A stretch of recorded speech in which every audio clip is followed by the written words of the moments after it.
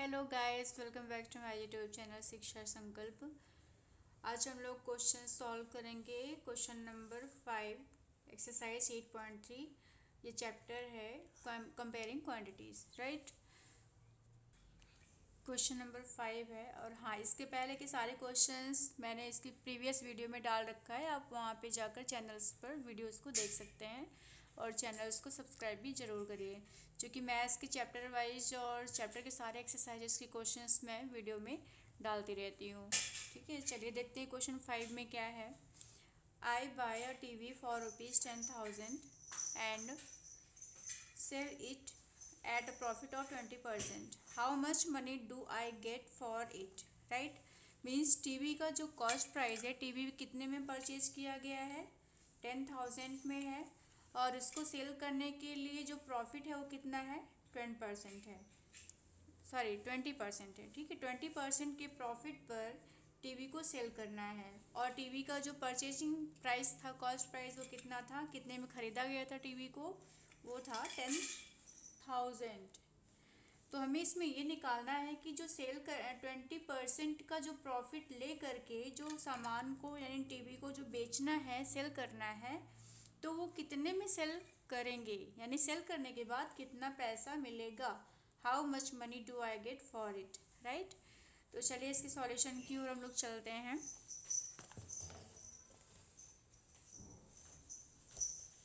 तो गाइस, ये इसका सॉल्यूशन है, एक्सरसाइज 8.3, सॉल्यूशन 5th क्वेश्चन का है ये।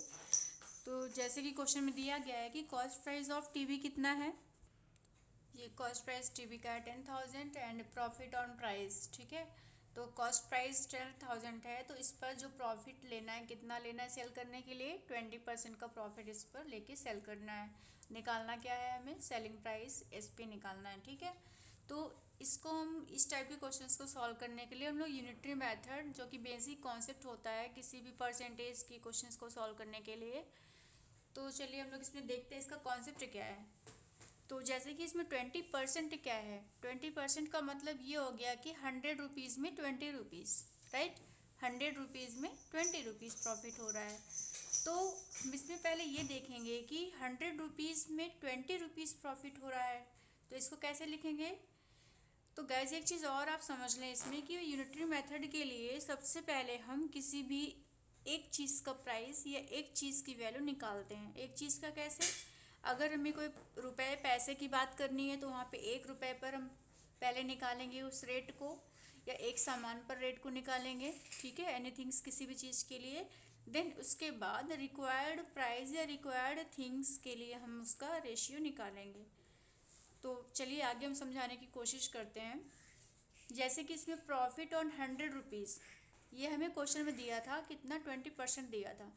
तो इसी के अकॉर्डिंग हम इस लाइन को लिखेंगे कि 100 रुपीज़ पर प्रॉफिट कितना हो रहा है, 20 रुपीज़ का हो रहा है, राइट। तो प्रॉफिट ऑन 100 रुपीज़ कितना है, 20 रुपीज़ है। तो प्रॉफिट ऑन 1 रुपीज़ कितना होगा, 20/100। ये ऐसे क्यों आया, जब ये यूनिटरी मेथड में हम इस तरह से सॉल्व करते हैं, सेकेंड लाइन में वन थिंग्स की वैल्यू निकालते हैं, तो वहाँ पर तो चूँकि हमें प्रॉफिट चाहिए, तो प्रॉफिट वाली लाइन को हम लोग लेफ्ट साइड लिखेंगे, इजिकल टू यहाँ पे है, इजिकल टू के लेफ्ट साइड लिखेंगे और राइट साइड में इसकी वैल्यू लिखेंगे। ठीक है, देन तीनों लाइन में हम लोग 1 2 3, तीनों लाइन में हम लोग ऐसे लिखेंगे। देन फिर से प्रॉफिट लेफ्ट साइड में और इसका रेट राइट साइड में।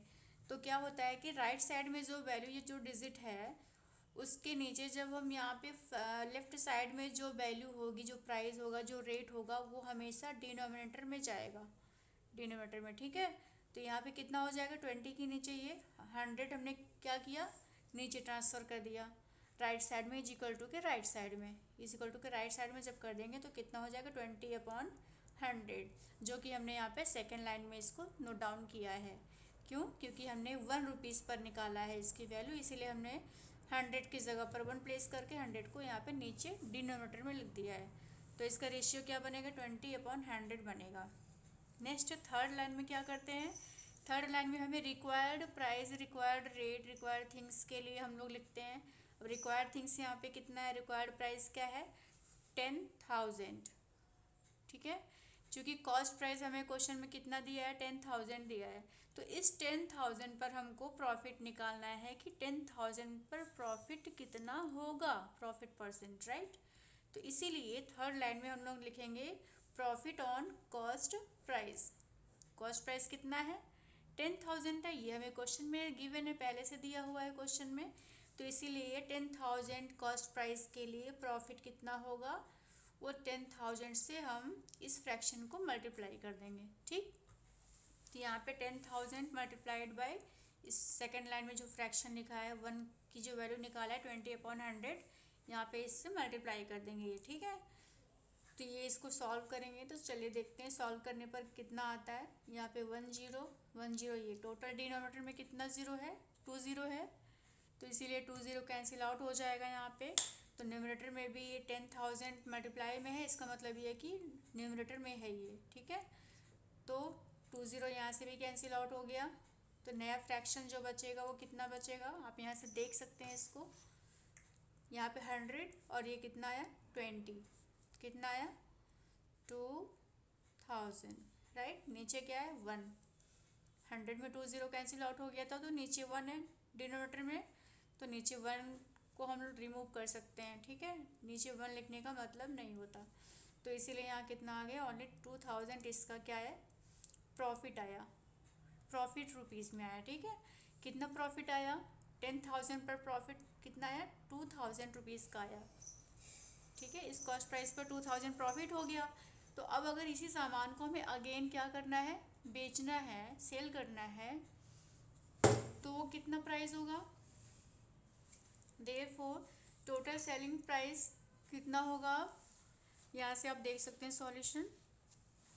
टोटल सेलिंग प्राइस के लिए हम लोग क्या करेंगे कि यहाँ पर कॉस्ट प्राइस प्लस प्रॉफिट दोनों को ऐड कर देंगे, ठीक है। क्योंकि सामान को जब हम सेल करते हैं तो हम उसमें ये देखते हैं कि हमने सामान, अगर मुझे प्रॉफिट लेना है तो हम सामान को जितने में ख़रीदे हुए हैं, जितने में हमने परचेज़ किया है, उससे ज़्यादा रुपए में हमें बेचना पड़ेगा।